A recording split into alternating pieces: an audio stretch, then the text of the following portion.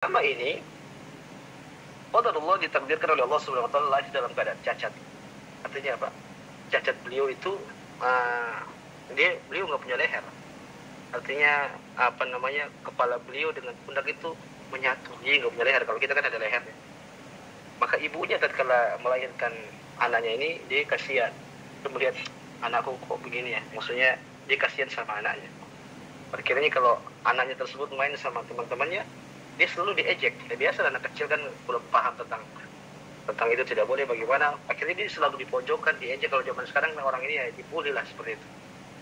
Maka ibunya melihat kondisi tersebut, maka ibunya pun mengatakan, ya bunayya la takunu fi majlisi qaumin illa kuntal madfuka minhu al-masfura bihi fa'alaika bi talabil ilmi fa innahu yarfa'uk.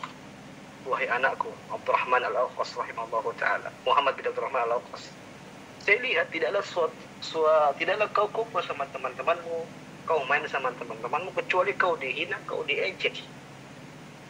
Kemudian ibunya kasih wasiat kepada dia, fa'alaika bi talabil ilmi, hendaknya engkau menuntut ilmu agama. Kenapa menuntut ilmu agama? Kata ibunya, fa innahu yarfa'uk. Kenapa?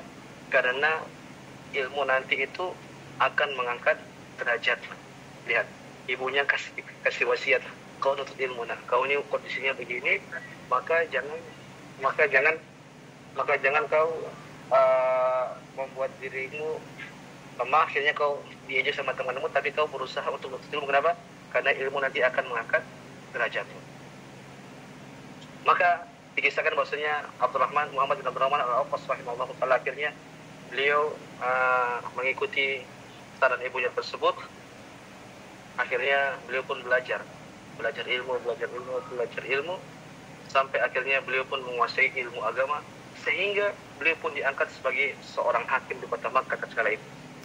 Menjadi seorang hakim. Dan ketahuilah, hakim itu tatkala itu adalah suatu jabatan yang sangat tinggi di zaman itu. Artinya kalau orang menjadi hakim, maka orang ini adalah orang yang sangat hebat dan orang yang sangat dihormati oleh manusia tatkala itu, oleh masyarakat.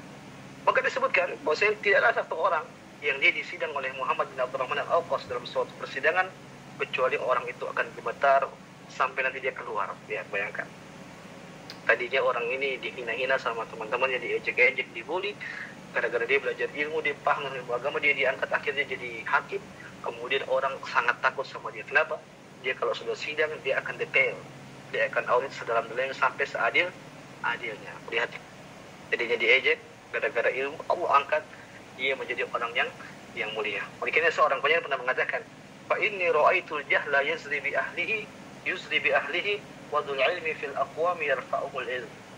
Seorang penyair mengatakan, aku melihat orang yang bodoh itu yuzri bi ahlihi, dia pasti akan dicela sama orang-orang di sekitarnya. Wa dzul ilmi fil aqwami yarfa'uhul ilm. Adapun orang yang berilmu, maka di antara kaumnya nanti dia menjadi orang yang sangat terpandang, menjadi orang yang terpandang. Ikhwan fillah jamaah subhanahu wa ta'ala, ini bukan tujuan kita sebenarnya kita menuntut ilmu agama akhirnya kita dikatakan sebagai alim, kita dikatakan sebagai orang yang paham agama, enggak. Tapi itu bonus yang dibuat oleh Allah Subhanahu wa ta'ala. Maksud saya, tatkala kita belajar bahwa ilmu, seorang yang berilmu akan diangkat derajatnya oleh Allah Subhanahu wa ta'ala, maka yakinlah tatkala kita paham dalam ilmu agama, maka Allah akan derajat kita, dan kita ingin derajat kita diangkat di mana, di akhirat, maksudnya seperti itu. Tapi kalau dunia ini sebagai bonus yang dibuat oleh Allah Subhanahu wa ta'ala. Dan betapa banyak kita lihat memang orang-orang berilmu, mereka sangat dimuliakan oleh masyarakat. Kenapa?